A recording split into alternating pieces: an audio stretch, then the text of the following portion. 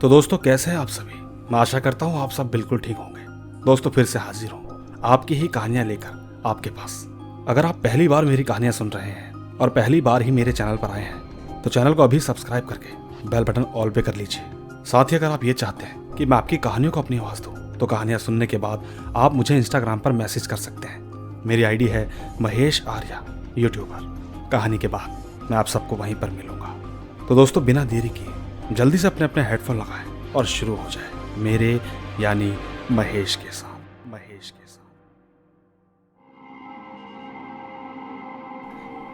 दोस्तों मेरे नाना जी की डेथ जुलाई में अमावस के दिन हुई थी, दोपहर 3 बजे। उस वक्त हमारा उनके घर जाना बहुत कम हुआ करता था। हम ठीक कहीं बाहर से घूमकर जैसे ही घर पर आए तो हमें मेरी मौसी का फोन आया। उन्होंने कहा चाचा जी नहीं रहे। हमने उनसे कहा कि ठीक है, हम कल तक पहुंच जाएंगे, क्योंकि बाकी जो रिश्तेदार हैं जैसे कि मेरे बड़े वाले मामा और एक सबसे छोटे वाले मामा, उन्होंने भी कहा कि कल सुबह से पहले हम नहीं पहुंचने वाले, क्योंकि उस दिन सुबह से ही बहुत तेज बारिश हो रही थी, आंधी तूफान चल रहे थे। ऐसे में हमारा इतनी दूर जाना सही नहीं था। इसके बाद उस रात मेरे बीच वाले मामा नाना की डेड बॉडी के साथ अकेले थे। और जैसा कि मैंने आपको पहले वाली कहानी में बताया था कि वहां पर दूर दूर तक बहुत ही कम घर हैं। अब ऐसे में आप ही सोचिए कि बारिश और तूफान तो अलग चीज है, लेकिन ऊपर से अमावस की रात, सोचो कितनी डरावनी होगी। लेकिन दोस्तों इधर शहर के बीचों बीच होते हुए भी वो रात न जाने क्यों डरावनी लग रही थी। तो ठीक मेरे बड़े मामा मामी जो कि दिल्ली से आ रहे थे, उन्होंने मेरी मौसी की बड़ी लड़की जो कि जयपुर में जॉब करती है उसे फोन करके कहा कि बेटा तुम जरा अपने मामा के पास ही रात में रुक जाओ। रात में जिस घर में डेथ हो उस घर में सोते नहीं है। तुम अपने पति के साथ शाम 7 बजे मेरे मामा के पास पहुंच जाओ। तो दोस्तों मौसी की बड़ी लड़की अपने हस्बैंड के साथ तकरीबन शाम के 7 बजे मेरे मामा के पास पहुंच गई। वहां पहुंचकर उनके मंगेतर ने मामा से जरूरत का सामान लाने के लिए कहा। साथ ही ये भी कहा कि आज रात सबको सोना नहीं है, चाहे कुछ भी हो जाए। जब सबके सब सुबह तक पहुंच जाएंगे उसके बाद ही अंतिम संस्कार होगा। दोस्तों इन सब के बाद वो सब लोग आपस में बातें कर रहे थे कि तभी अचानक मेरी कजन के मंगेतर को बाहर से कुछ आवाजें आई। रात काफी तेज थी और बारिश भी हो रही थी।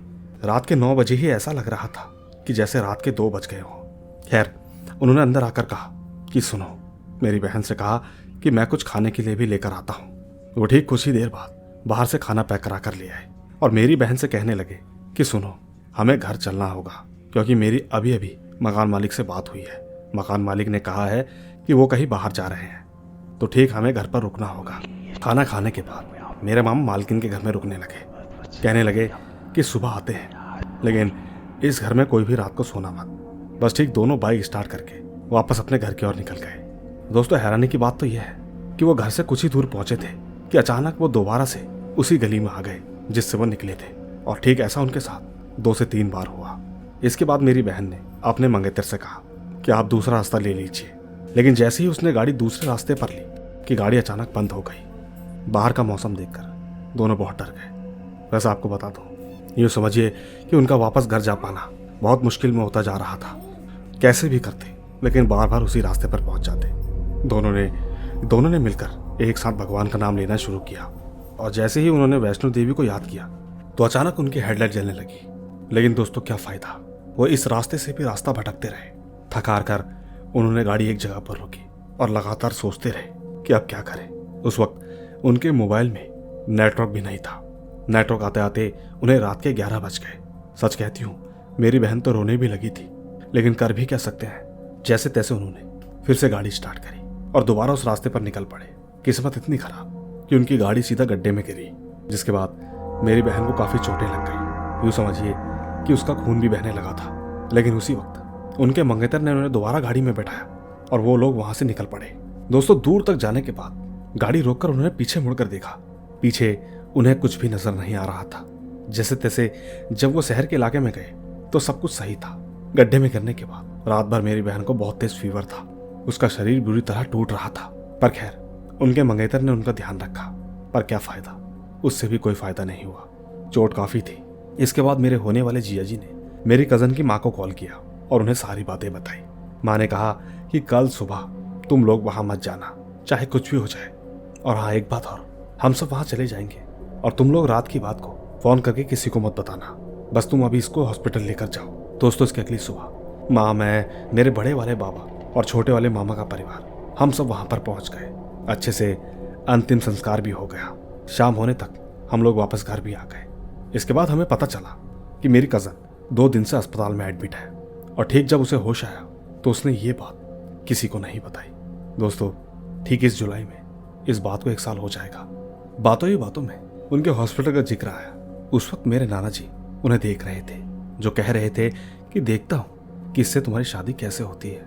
तेरी शादी सिर्फ मेरे बेटे से ही होनी चाहिए। दोस्तों, ये बहुत अंदर की बात है, शायद किसी को नहीं मालूम थी। इन बातों के खुलने के बाद मेरे होने वाले जीजा जी ने बताया कि जब वो नाश्ता लेने बाहर गए थे तब उन्हें भी मेरे नाना जी के वहां होने का एहसास हुआ था। इसीलिए उनको ये सब ठीक नहीं लगा, तभी तो वो रात में वहां से निकल गए। असल में जब वो रात का खाना खरीद रहे थे तो दुकान पर उनको छोटे वाले मामा का कॉल आया था। उन्होंने कहा था कि हम लोग यहाँ पहुंच गए हैं, लेकिन हम लोग आज रात घर नहीं आएंगे क्योंकि हमें डर लगता है। हम अभी बस स्टैंड पर ही हैं, हम ठीक सुबह ही पहुंचेंगे। और तो और हमारे सबसे बड़े वाले भाई वो भी रेलवे स्टेशन पर ही हैं, वो भी ठीक सुबह ही आएंगे। मेरी बात मानो, तुम लोगों की भलाई इसी में है कि तुम लोग भी बहाना बनाकर वहां से निकल जाओ। इसके बाद उन्होंने ठीक ही किया, मकान मालिक का बहाना बनाकर। तभी तो वो मेरी कज़न को वहां से लेकर गए। सच कहूं तो वही अच्छा रहा, क्योंकि शायद उनका उस वक्त वहां रहना अच्छा नहीं था। और ठीक इधर मैं आपको अपनी बात बता दूं कि मेरी माँ कह रही थी कि रात में नाना जी घर चलते हैं, पर मैंने मना कर दिया क्योंकि मुझे पहले से ही शक था। सोचा अगर रात में हम वहां पहुंच जाते हैं तो न जाने क्या होगा। खैर, उस रात मेरी माँ को सपने में बार बार नाना जी दिख रहे थे। वो कह रहे थे कि तू जल्दी से आ जा। दोस्तों, हमें वो वहां बुलाना चाहते थे। सच कहूं तो मुझे तो आज भी डर लगता है, लेकिन मैं सब कुछ भुलाने की पूरी कोशिश कर रही हूं। बस इतनी सी ही थी ये कहानी। दोस्तों, आपको इनकी कहानी सुनकर थोड़ी सी अटपटी लगी होगी, लेकिन मैं आपको इनकी कहानी शॉर्टकट में बता देता हूं। दोस्तों, दरअसल इस कहानी में जिसकी मौत हुई थी वो अपने बेटे की शादी कहानी सुनाने वाले से करना चाहते थे। बस इसीलिए ये सारा खेल शुरू हुआ। कहते हैं कि जीते जी जब कोई इंसान कोई काम करवाना चाहता हो, उनके बार बार बोलने के बाद भी जब वो काम ना हो, तो मरने के बाद शायद उनकी आत्मा को ये मलाल रह जाता है। शायद इसीलिए वो आत्मा बनकर परेशान कर रहे थे। खैर दोस्तों, आपको ये कहानी कैसी लगी नीचे कमेंट जरूर कीजिएगा, क्योंकि मैं ले चलता हूँ आपको अगली कहानी की ओर। आइए सुनते हैं। नमस्कार महेश सर और मेरे सभी प्यारे दोस्तों, मेरा नाम लक्ष्य सिसोदिया है। पिछली बार मैंने सर को अपने साथ एक भूतिया घटना के बारे में बताया था। अब मैं ये चाहता हूँ कि मैं मेरी माँ के साथ हुई घटना के बारे में आपसे साझा करूँ। दोस्तों, मेरी माँ का नाम सीमा रानी है। 2017 में उनको टीबी की बीमारी हो गई थी। उस वक्त हमारे घर में लड़ाई झगड़ा बहुत बढ़ गया था, जिस कारण हमें घर छोड़ के दूसरे किराए के घर पर जाना पड़ा। बहुत दिक्कत आ रही थी। माँ के इलाज के लिए लगातार पैसे चाहिए थे, इसलिए मेरे पिताजी ने अपनी ज़मीन बेच दी। उसी वक्त उन्होंने किसी सस्ती ज़मीन पर घर बनाना चालू किया।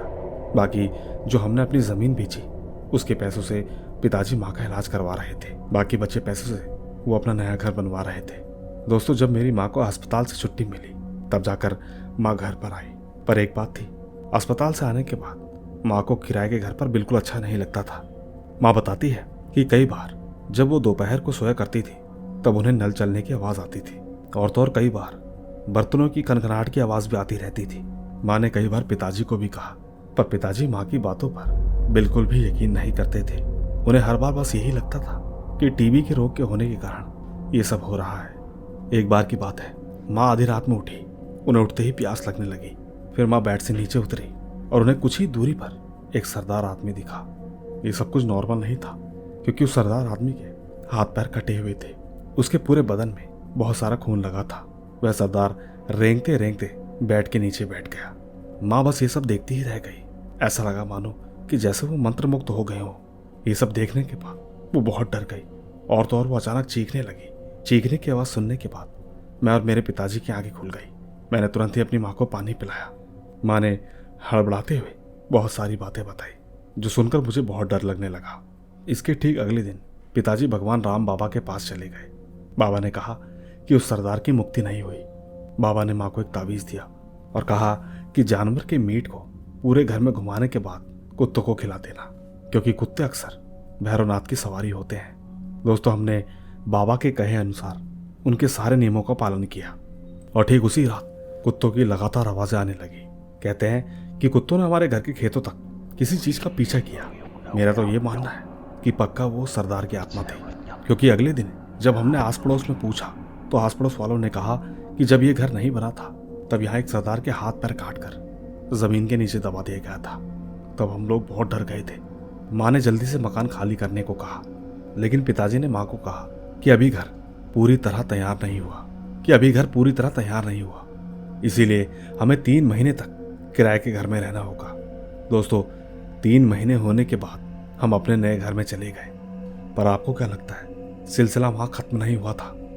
वो जो कुछ भी था, कई बार माँ का गला दबाकर चले जाता, कई बार तो माँ को खिड़की के अंदर से बाहर आता हुआ आदमी दिख जाता। ये सब कुछ तकरीबन 6 महीने तक होता रहा। वो तो शुक्र था इसके बाद माँ के साथ कुछ भी ऐसा नहीं हुआ। और तो सबसे अच्छी खुशखबरी ये है कि माँ का टीवी भी सही हो गया। बस इतनी थी ये कहानी। तो दोस्तों, सुना आपने, ये थी लक्ष्य सिसोदिया की बहुत ही बढ़िया कहानी। और वैसे भी आप लोग तो ये जानते ही हैं कि जाने अनजाने में इंसान कब क्या कर बैठे किसी को मालूम नहीं। मगर एक बात हमेशा याद रखिएगा, ये सारी चीजें उसी को दिखती हैं जिनको वो देखना चाहती है। बस आप इनकी स्टोरी पर जरूर कमेंट कीजिएगा, क्योंकि मैं ले चलता हूं आपको अगली कहानी की ओर। आइए सुनते हैं।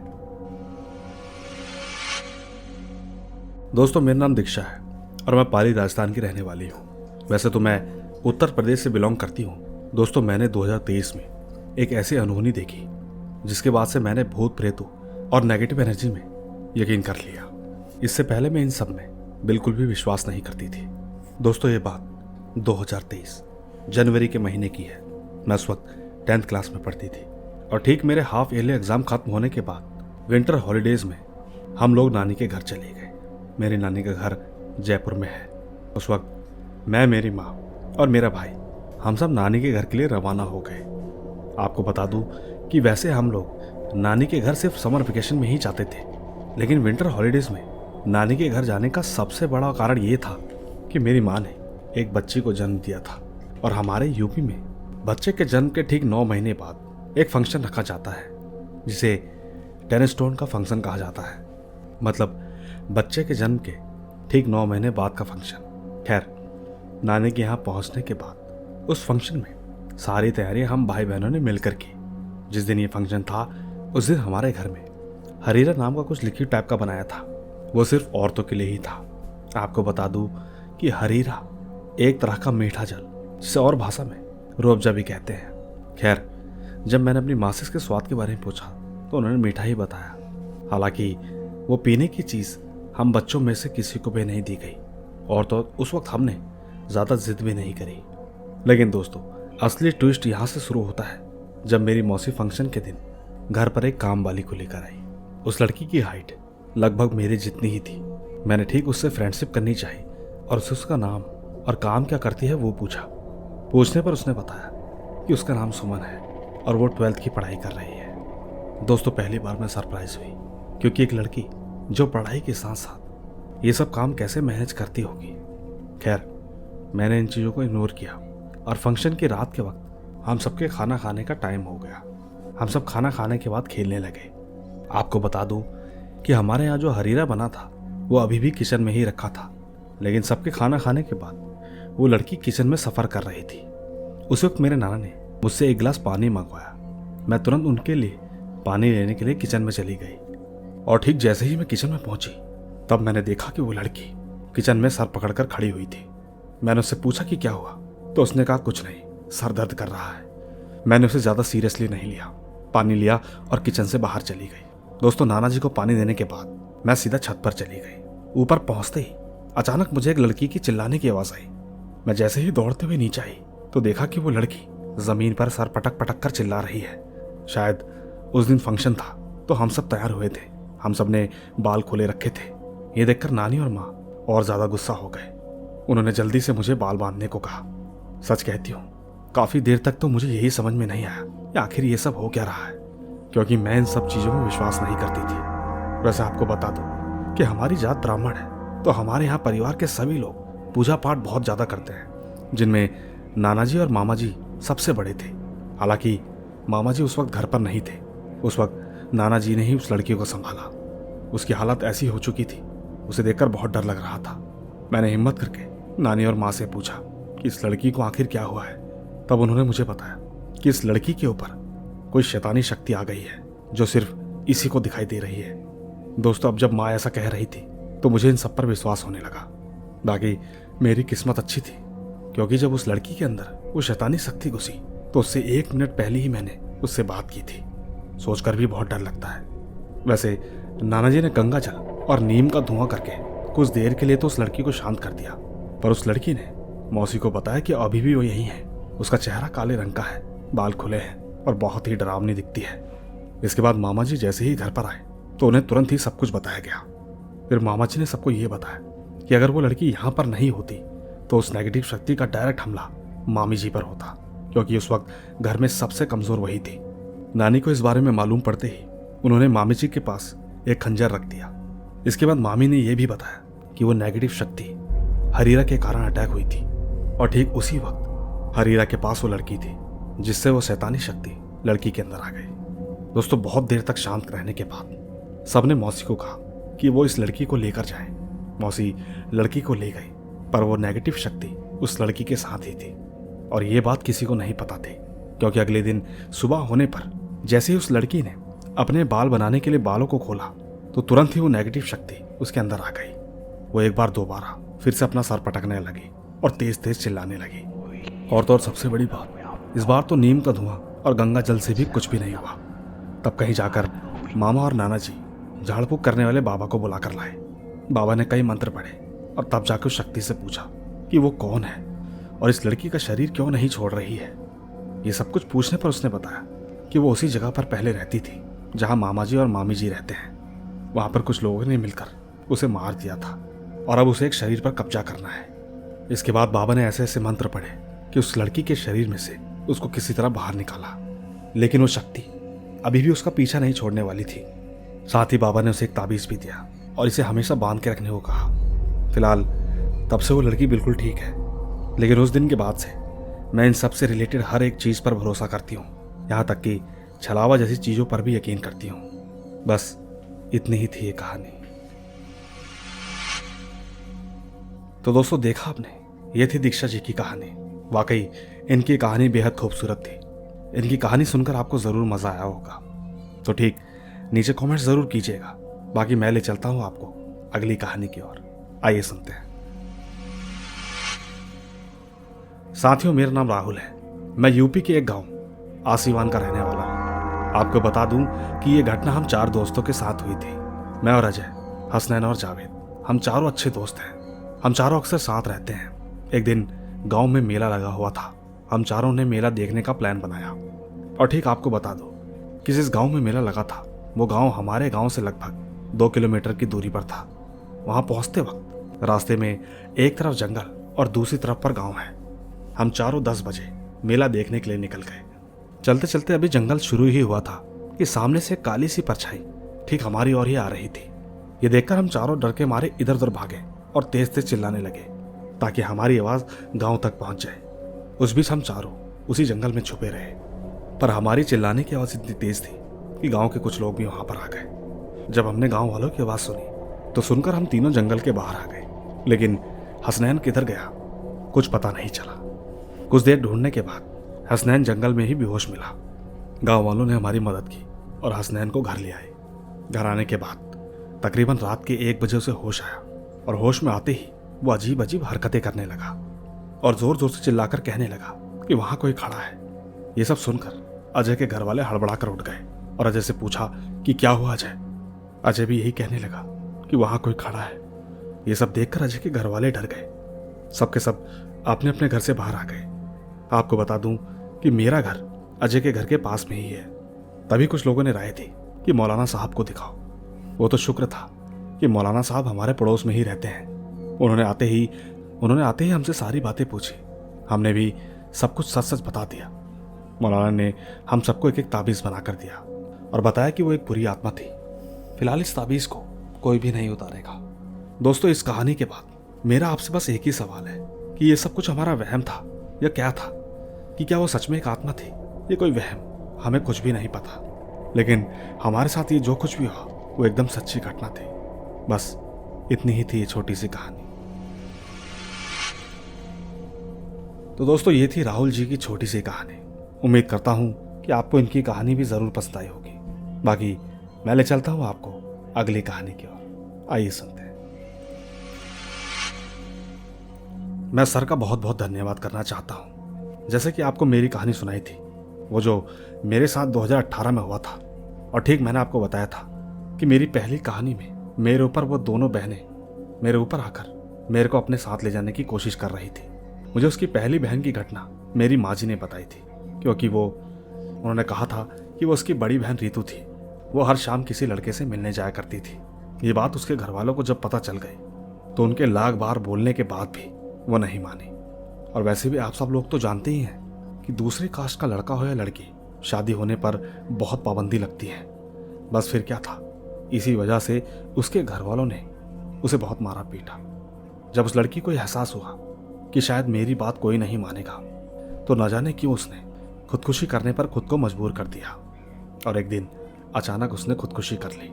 उसके जाने के बाद कुछ दिन तो सब कुछ ठीक रहा, लेकिन न जाने क्यों और कैसे उसकी आत्मा अचानक हर जगह उसके माता पिता को दिखने लगी। धीरे धीरे ये चीजें ज्यादा बढ़ने पर उसके माता पिता ने ज्यादा वक्त ना खराब करते हुए तांत्रिक को दिखाया।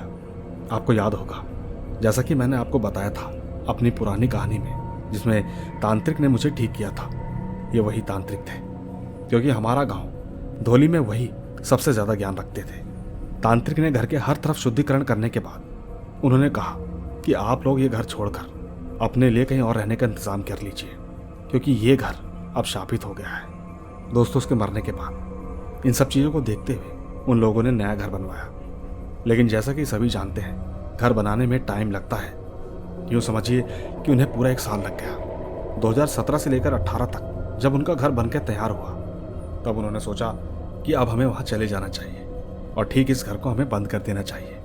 लेकिन दोस्तों, उनके शिफ्ट होते ही कुछ दिन तक तो सब कुछ ठीक रहा, और कहीं ना कहीं उन्हें सामान शिफ्ट करने में भी वक्त लगा, क्योंकि पहले वाला घर भी उन्हीं का था और नया वाला भी। तो जब मन करता तब थोड़ा थोड़ा सामान वो आराम से शिफ्ट कर सकते थे। हाँ, अगर किराए का घर होता तो एक दिन में ही ये सब कुछ करना पड़ता है, लेकिन जब प्रॉपर्टी अपनी हो तो मालिक की खुद की मर्जी चलती है। खैर, उन्होंने सोचा कि नया घर बगल में ही तो है, थोड़ा सामान वहाँ जा चुका है, अब अपनी बेटी को वहाँ भेज देते हैं जब तक कि और बाकी का सामान नहीं चला जाता। बाकी का सामान तो जाता रहेगा। अब दोस्तों, सामान समेटते समेटते उन्होंने अपनी बेटी को तो नए घर में भेज दिया, लेकिन उस दिन उन्हें इतनी देर हो गई कि माता पिता पुराने घर में ही रहे। लेकिन कहानी ने मोड़ तो तब लिया जब वो सुबह सुबह उठे और देखा कि घर का गेट बंद था। जैसा कि मैंने आपको पहले ही कहानी में बताया था, मैंने उनकी पूरी तरह से सहायता की थी उस दरवाजे को खोलने में। और उसके बाद मेरे साथ क्या हुआ वो तो आप जानते ही हैं। मुझे आज तक ये समझ में नहीं आया कि आखिरकार 7 अप्रैल को ही दोनों बहनों ने अपनी जान क्यों दी। और आज तक कई लोग ऐसा भी कहते हैं कि उसी की बड़ी बहन ने उसकी जान ली है, लेकिन वहीं दूसरी तरफ कोई ये भी कहता है कि शायद अपने माता पिता से परेशान होकर उन्होंने ये कदम उठाया। दोस्तों, मैं मानता हूँ कि घर में 2 जवान बेटियों की मौत माँ बाप पर क्या गुजरती होगी, लेकिन मन में एक ही सवाल उठता है कि ये सब होने के पीछे कोई ना कोई वजह जरूर होती होगी। खैर, वो तो मैं नहीं पता लगा पाया, लेकिन जो कुछ इस कहानी में बता था वो मैंने आपको पार्ट 2 के रूप में पेश किया है। उम्मीद है कि आपको ये पार्ट भी ज़रूर पसंद आया होगा। शायद जो कुछ पिछली वाली कहानी में रह गया वो इसमें पूरा हुआ होगा। बस मुझे अपने इस भाग 2 का इंतज़ार रहेगा। मैं सर का बहुत बड़ा फ़ैन हूँ। धन्यवाद। तो दोस्तों, ये थे हमारे कुछ सब्सक्राइबर के रियल किस्से। उम्मीद करता हूँ कि आपको ये किस्से और कहानियाँ ज़रूर पसंद आए होंगे। इसी तरह मैं भी अपनी आवाज़ को विराम देते हुए जल्द ही मिलूंगा आपसे आगे आने वाली बेहतरीन कहानी में। बस तब तक आप अपना और अपने परिवार का ख्याल रखें। चलता हूँ। Bye bye.